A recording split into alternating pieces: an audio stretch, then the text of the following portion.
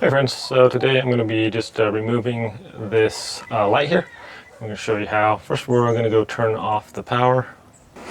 Here's my light switch right here. I'm just going to put some tape over it. That way people know not to turn it on.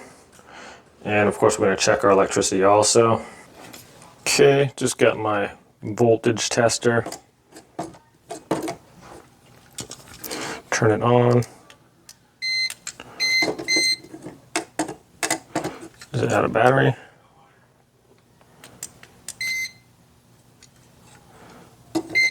Okay, there we go. Make sure it's tested, it's working, and then we'll go try it on our power here too. Oh, look at that handsome cat. Look at you.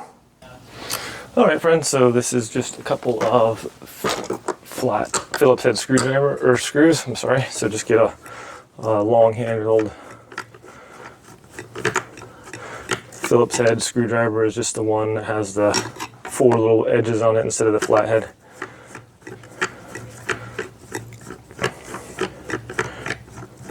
If these are in your way, you can just kind of rotate them a little bit, loosen them up and rotate them if you need to access the screws.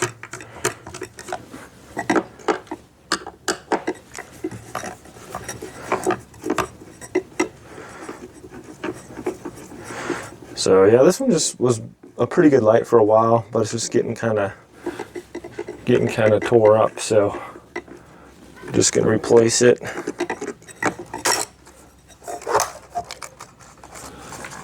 All right.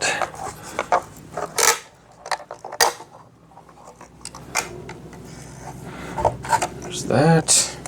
Just test our wires to make sure they're off. And they are, and basically that's all you got to do is we're just going to unscrew these, and you're good to go. So that's pretty much it, my friends. Nothing difficult about it. Anybody could do this. If you need to take this faceplate off, it's got a couple screws there as well.